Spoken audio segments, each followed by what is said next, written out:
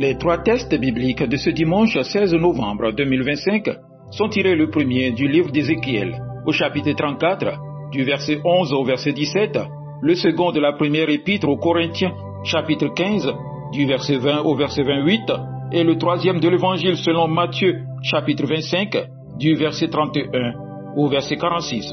Le thème de ce jour est le suivant. Compte sur le bon berger qui te connaît et qui t'accueille dans son royaume. Prions. Seigneur notre Dieu, ta parole est vérité. Sanctifie-nous par cette vérité. Amen. Ézéchiel, chapitre 34, du verset 11 au verset 17.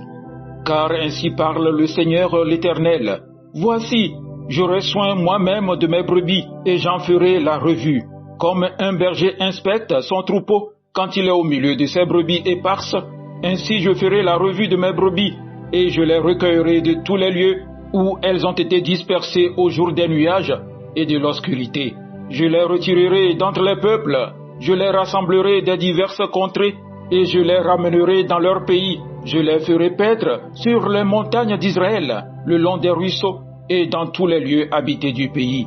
Je les ferai paître dans un bon pâturage et leur demeure sera sur les montagnes élevées d'Israël. Là, elles reposeront dans un agréable asile et elles auront de gras pâturages sur les montagnes d'Israël. C'est moi qui ferai paître mes brebis, c'est moi qui les ferai reposer, dit le Seigneur l'Éternel.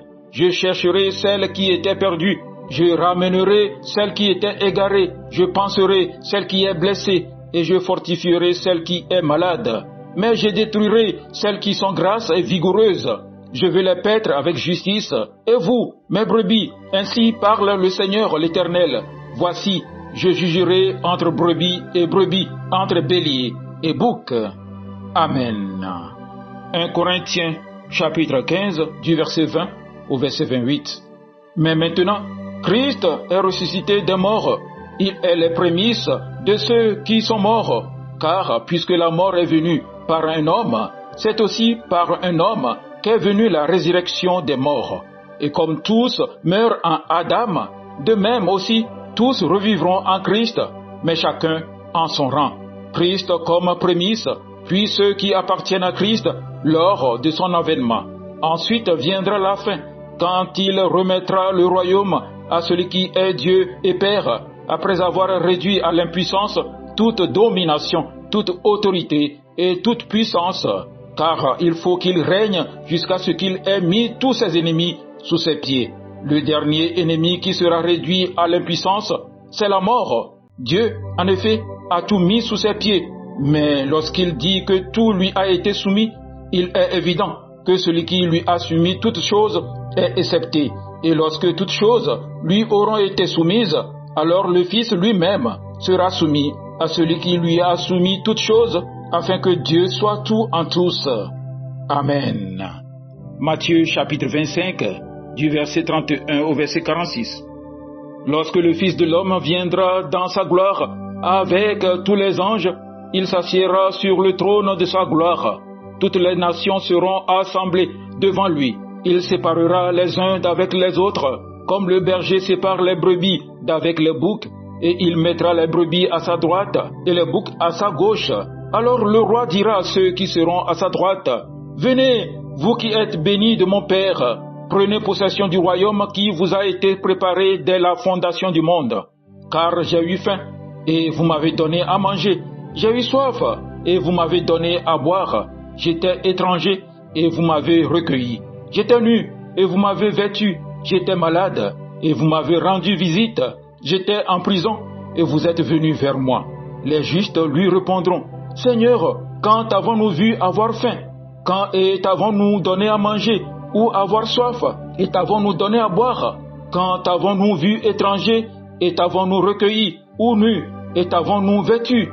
Quand t'avons-nous vu malade, ou en prison, et sommes-nous allés vers toi? » Et le roi leur répondra, « Je vous le dis en vérité, toutes les fois que vous avez fait ces choses à l'un de ces plus petits de mes frères, c'est à moi que vous les avez faites. » Ensuite, il dira à ceux qui seront à sa gauche, « Retirez-vous de moi, maudits, allez dans le feu éternel qui a été préparé pour le diable et pour ses anges. car j'ai eu faim, et vous ne m'avez pas donné à manger. J'ai eu soif, et vous ne m'avez pas donné à boire. J'étais étranger, et vous ne m'avez pas recueilli. J'étais nu, et vous ne m'avez pas vêtu. J'étais malade et en prison, et vous ne m'avez pas rendu visite. Ils répondront aussi, Seigneur, quand avons-nous vu ayant faim, ou ayant soif, ou étranger, ou nu, ou malade, ou en prison, et ne t'avons-nous pas assisté? Et il leur répondra, je vous le dis en vérité, toutes les fois que vous n'avez pas fait ces choses à l'un de ces plus petits, c'est à moi que vous ne l'avez pas faite. Et ceux-ci iront au châtiment éternel, mais les justes à la vie éternelle. Amen. Frères et sœurs, quand nous entendons la scène du jugement dernier, avec ce Fils de l'homme qui revient dans sa gloire, nous pouvons ressentir un certain malaise. Cela peut nous sembler austère, impressionnant, presque écrasant. Mais l'Église aujourd'hui a eu la sagesse de nous faire entendre ce test difficile en écho avec Ézéchiel chapitre 34, où Dieu nous parle comme un berger qui connaît, un berger qui aime, un berger qui prend soin. Et c'est peut-être la première chose à accueillir ce jour. Le Christ, au moment du jugement, n'arrive pas comme un inconnu. Il arrive comme un berger qui te connaît depuis toujours. Dans la première lecture, Dieu dit, « J'irai moi-même à la recherche de mes brebis. Je panserai celle qui est blessée. Je ferai reposer celle qui est fatiguée. » Voilà Dieu. Pas d'abord un juge sévère, mais quelqu'un qui prend l'initiative de venir vers toi. Quelqu'un qui te voit quand tu t'égares, qui te porte quand tu n'as plus de force, qui te soigne quand tu es blessé. Et si nous écoutons bien ce test, nous y entendons un message très simple. Dieu ne veut pas te perdre, jamais. Même si tu t'es éloigné, même si tu n'es pas fier de toi, même si tu te sens fragile, Dieu part à ta recherche. Il ne te juge pas avant de t'aimer. Il t'aime avant de te juger. Et c'est avec ce regard-là, le regard du berger, que Jésus nous parle du jugement dans l'Évangile. Dans l'Évangile, Jésus dit, « Quand j'avais faim, tu m'as donné à manger. Quand j'étais malade, tu m'as visité. Quand j'étais étranger, tu m'as accueilli. » Ce qui compte pour lui, c'est l'amour vécu, un amour simple, concret, un amour sans grand discours. Il ne nous demande pas de sauver le monde. Il nous demande d'être attentifs à celui qui est devant nous. Ce qui touche le cœur du Christ, ce n'est pas la perfection, mais la compassion. Ce qui est très beau, c'est que les justes ne savent même pas de quoi ils parlent. Ils n'ont pas aimé pour se faire remarquer. Ils n'ont pas aimé pour être sauvés. Ils ont aimé tout simplement parce que l'amour avait grandi dans leur cœur. Le berger reconnaît les siens à la présence de son amour dans leur vie. Il voit l'amour qui est passé à travers toi, parfois sans que tu t'en rendes compte. Mais comment est-il possible d'aimer ainsi, parfois contre nos propres forces?